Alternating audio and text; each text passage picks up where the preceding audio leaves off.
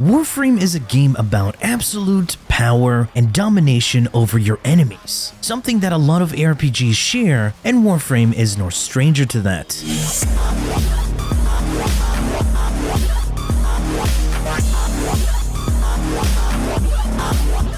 What's good, folks? It's Nightmare Frame here with a new Warframe video, talking about Warframe build min-maxing.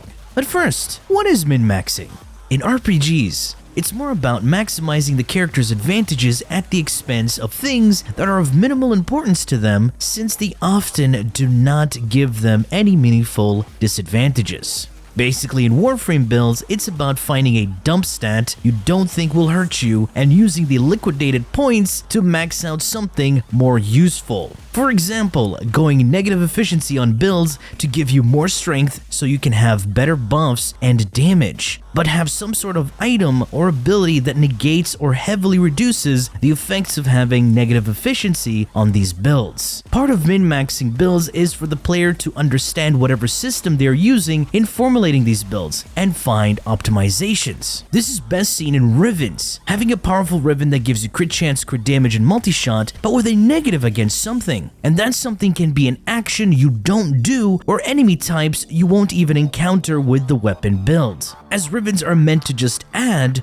or add while replacing something, so you can have two or more stats while retaining the original stats. I hope you understand this, because in this video, it's all about properly utilizing Archon Shards, as I do already have a Riven guide, released a while ago, but the information still stands to this day. So, what are Archon Shards? There are gems that you get from completing the Archon hunts weekly, or purchasing them from the Call camp, where you need to do call missions to earn stock, which is a currency to allow you to purchase these bonus Archon Shards weekly. Of course, there are a lot of people who don't like doing these missions, and I understand. I hate them too. They do suck and are very boring. However, they reward you with Archon Shard, so that's why I don't want to miss on these. What do Archon Shards do? You have three colors, red, yellow, and blue. To keep it short, blue ones are very mid. Reds are more offensive buffs like strength, crit chance on secondary, and crit damage on melees. The yellows provide you with casting speed, a very important thing that a lot of people take for granted, and bonus energy on orb pickup. While the blue ones give you health, armor, shields, and energy. Archon hunts do have a chance to give you a Tauforged shard, which is a buffed up version of a regular Archon shard, increasing the bonus percentage of each buff that the Archon shards provide. Not all the buffs give you a percentage increase, but some of them are flat values. So now each Warframe can benefit from any of these shards, but some greatly than others. To apply these shards to your Warframes, you do need the Helminth. Oh, look at that. The people who refuse to get the Helminth system can't use this. Too bad. Shame. Like, legit, I suggest get the Helminth system. It's Mastery Rank 8. But first, I want you to think about this for a second. You need to be MR 8 to get one of the most powerful tools in your arsenal, but MR 10 to just auto-install stars into your Ayatan sculpture. What is this, DE? Why? That physically makes no sense. One Archon Shard can be placed into a Warframe at a time. So if you do want to replace them, it will cost you Helminth resources, and not the cheap one. Yeah, you need bile. So be sure you know what you're doing. But then here comes a question that will be asked by a lot of Warframe players because they don't want to think. Hey, Nightmare, what shard is good on this frame? Well, here's the answer to those Warframe players, and an answer that they really hate because they don't want to think. It depends on your build. Oh yeah, you can go ahead and count me out. Not doing it. Legit, there is no definitive answer to this question. Let's break down the use of these shards. My most used shards are the Amber Shards, aka Yellow Shards, and my most used is the casting speed one. All of this casting speed is to replace natural talent, a very important buff to a lot of Warframes that are super slow with animations in a very fast-paced game. Yeah, imagine Necros doing this in a mission while enemies are shooting at you. DE, why is this a thing? Or not to mention, casting Mirages forth. But then you do get geniuses who say, just jump and cast. actual comments, by the way. Let me tell you, it's literally the same animation speed, but you're in the air falling as you cast it. And just because you do that, doesn't mean enemies are going to stop shooting at you. Think! Anyway, casting speed improves a lot of Warframes, not just by giving them more survivability by reducing the animation speed of the abilities, because you're able to cast something and immediately go into the offensive, but yes, it's leaving you with less downtime. And the only other way to get bonus casting speed is through the Madurai Focus School, so having a passive bonus without wasting a mod slot or performing 2 Void Slings is one of the biggest boons. And believe it or not, every frame can benefit from this buff. Parkour Velocity from the shards is a nice increase in speed builds, but this can be offset very easily from melee weapons like the Praetus, mods, and even helmet abilities. But the other best buff is effectiveness on energy pickups. This is only useful if the shards are Tauforged, meaning either 3 to 4 of these shards, you can completely replace the need to ever use Arcane Energize or be forced to use Nourish on the Warframe. Personally, I placed 3 of these Tauforged Energy on pickups on my Wisp Prime, so she never needs Energize on any of her builds. The other bonus from the Ember Shards are super niche, but somewhat effective in a few builds.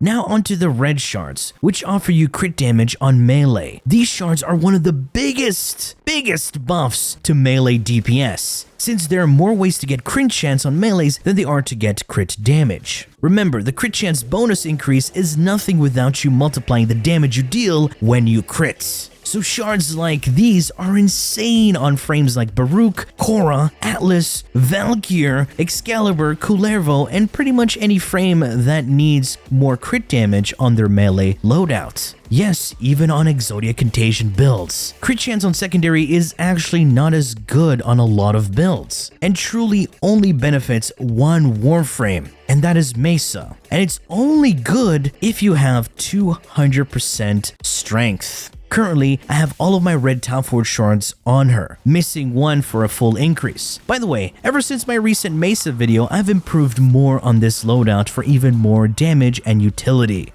I have a total of 160.5% crit chance on this, as I'm also pairing it up with Arcane Avenger. Otherwise, you wouldn't see much use of these Archon Shards, as the increase is quite low and additive to mods, as 5 red Tauforged shards give you the same value of crit as Prime Pistol Gambits, and even lower with the regular versions.